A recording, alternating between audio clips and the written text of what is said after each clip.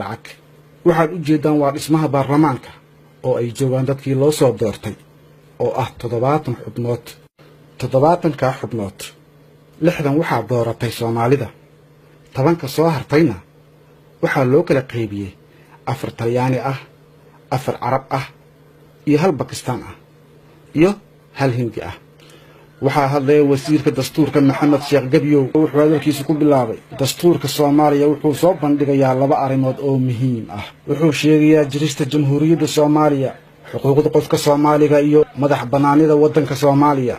diinta islaamka inay tahay diinta wadanka calanka Soomaaliya inuu yahay midab buluug ah xidig 5 dhinac lehna bartanka kaga yaalo muwaadin kasta wuxuu xaq u leeyahay shaqo inuu helo tan labaadna uu canshuur bixiyo si wadanka dhaqaalihiisa u kordho difaaca dalka waa xuquuq saaran wadani walba shaqada qaranka waxay qasab ku tahay wadani kasta baarlamaankana dimuqraadiga ah qof walba xubin ka ah codkiisa si toos ah u dhiiban karaa waxaan ka codsanaynaa xubnaha baarlamaanka inay shaqada Soomaaliyeed si cadaalad ah ugu shaqeeyaan hamigeena waa inuu ahaado ka shaqeynta horumarka Soomaaliya halkani waa gurigii dawladda xilligan oo ah xilli 4 sano dawladdu jirto waxaa hadlaya ra'iisul wasaaraha oo ah Cabdullaahi Ciise wuxuu noogu jawaabay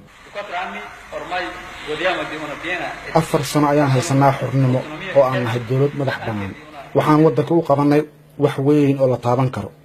taa waxaa cadeen u ah wadankeena iyo dadkeena oo adduunka oo dhan laga aqoonsan yahay waxaan ku rajo weynahay inay isbedel aad u fara badan yimaadaan shicibka iyo dawladda badhigooda waxa ku jira qeyro wadaninimo 10 sano maamulkii Talyaaniga Futushaariyo shaqaalaha qofka Soomaaliga ah waxa ku kordhay 25% Talyaaniga waxyaabihii uu u dhoofiyay waxay gaareen 7